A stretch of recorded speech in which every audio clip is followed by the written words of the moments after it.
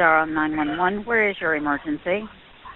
I just walked into my apartment and my friend is just like, he's unconscious. Okay, you say your friend is unconscious? He's unconscious. I just walked in the apartment and there looks like there's blood everywhere. Listen to me. Listen to me. Somebody's already sending the ambulance.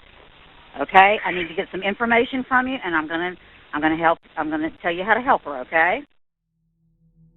At 6 p.m. on the 6th of September, 2012, 19-year-old Faith Hedgepeth, a third year at the University of North Carolina, attended a rush event for the Alpha Pi Omega sorority around 6 p.m. after she would go to the David Library on the UNC campus with her roommate Karina Rosario. Around 11:30 p.m. the pair would head back to their second-floor apartment located just off the university's campus and decide to go out to a nightclub called The Thrill. In less than 30 minutes, Faith and Karina got ready and arrived at The Thrill by 12:40, but at 2 a.m. Karina would claim she felt sick and the pair would be seen leaving at 2:06 a.m. By 3 a.m. they would be back at their apartment on Old Chapel Hill Road. The neighbor living below the girls was up late watching TV at the time and reported hearing thumping sounds. She is quoted as saying, "The police asked me, 'What do they sound like?' And I said, 'Thumps.'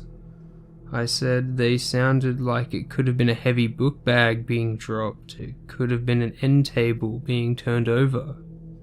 Around the same time, Faith's Facebook account was accessed, and at 3:40 a.m. a text was sent to Karina's former boyfriend, Brendan Edwards, from Faith's phone, saying, "Hey B, can you come over here please? Rosario needs you more, aha, you know, please let her know you care." At 3:53 a second text would be sent with the single word "then," believed to be a correction for the aha. With the correction, the text would read, "Hey B, can you come over here please? Rosario needs you more than you know. Please let me know you care." Karina's phone records would show that around this time she was trying to call Brendan, but he did not answer. After, Karina would call Jordan McCrae, and at 4:25 a.m. she would leave the apartment, leaving the door unlocked and getting into Jordan's car. Karina and Jordan would arrive at the home of another friend on West Longview Street in Chapel Hill around 4:30 a.m. Karina would spend the night there, and at 10:30 a.m. would try to call Faith for a ride home. When Faith didn't answer, Karina organized a lift home from another friend. Arriving at the apartment before 11 a.m., the two would enter and call for Faith, but receive no response. On further investigation, they would find her bloodied body covered in a quilt and partially undressed from the waist down. Karina immediately dialed 911, and a later autopsy would determine Faith's death was caused by blunt force trauma to the head. Her body was covered in cuts and bruises. Blood was found under her fingernails, suggesting she had attempted to fight off the killer. There are several pieces of evidence that would be found during the police investigation. The first was a note written on a paper bag, believed to be from a popular 24-hour restaurant in the area. It read, "I'm not stupid, bitch, jealous." Experts would analyze the note and suggest it had been written away from the crime scene due to the lack of blood on the paper. Police would theorize the intentions of the killer leaving the note and question whether it was left to throw off police. Another piece of evidence would be found in the form of a voicemail, left when Faith pocket dialed her friend Una Chavez the night before her murder around 1:23 a.m. At this time, Faith was at The Thrill. In 2016, audio expert Ario West would analyze the audio and say, "The first thing I noticed is there were 4 voices here, 2 male voices and 2 females." He believed the audio transcribed as so.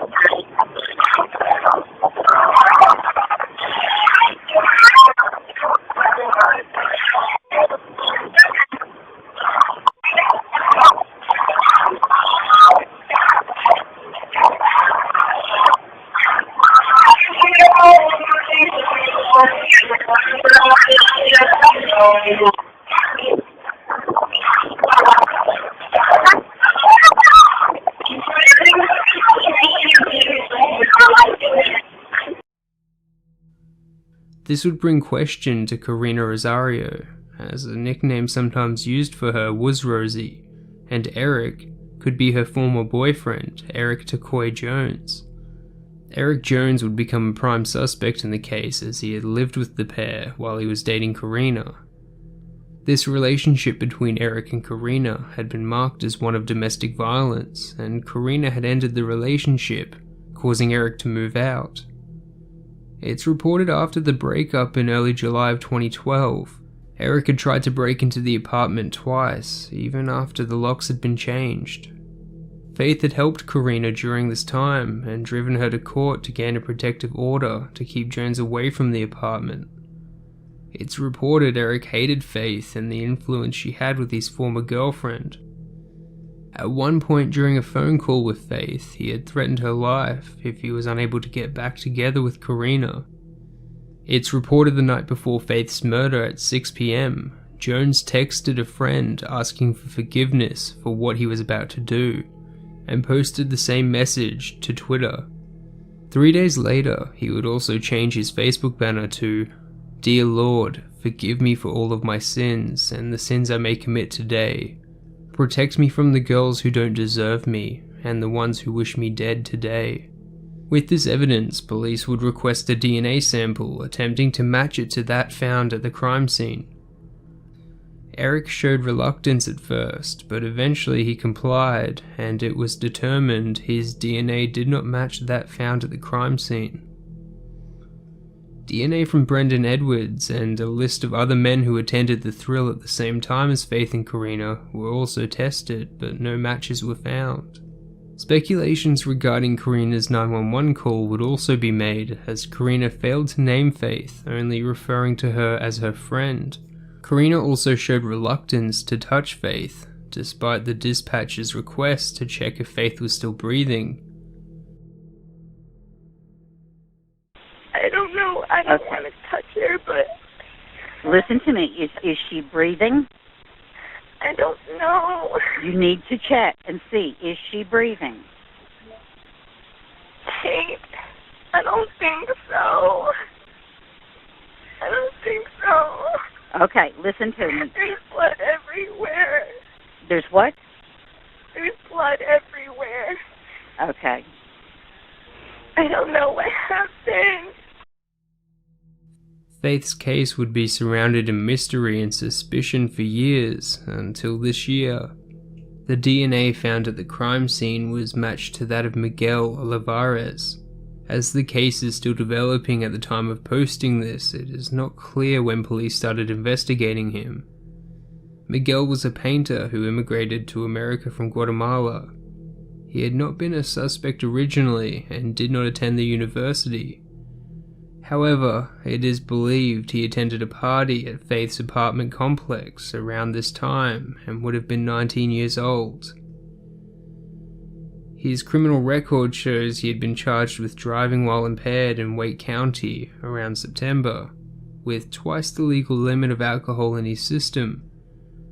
Miguel's official charges were no operator's license, no liability insurance, an open container alcohol violation, and a registration violation.